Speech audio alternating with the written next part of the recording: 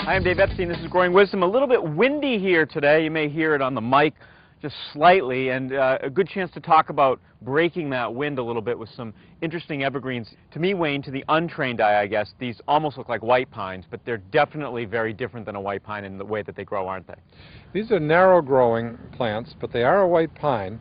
It's a selection of the native white pine that you see in the woods everywhere that are huge trees. But this one grows from the bottom, branched narrowly, and it's called a fastigiate white pine.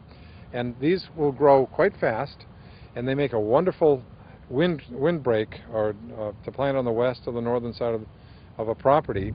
And they make a screen, too. If you need to screen out a view, they grow quickly enough so they'll fill right in. Now, when you say quickly, what can folks expect? How fast would that grow? A 2-foot-a-year growth is pretty normal for these. So what about care for these, where they would grow, sunlight, water, and all that?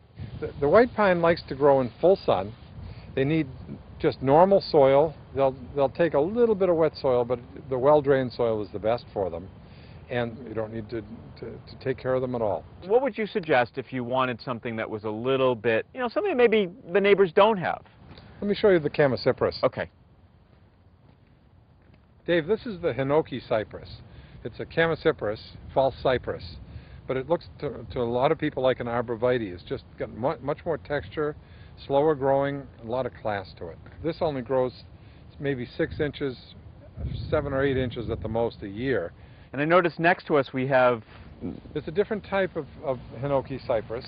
This is the fern leaf cypress. See how much more linear this looks? A little faster growing than the hinoki cypress, but it's a hinoki cypress that has a different texture. Yeah, more like arms coming out rather than that cloud-like structure that we talked about with the other one. And this one grows 8 or 10 or 12 inches a year. So what about soil conditions and light and water? The questions I always like to ask about these things for the folks at home.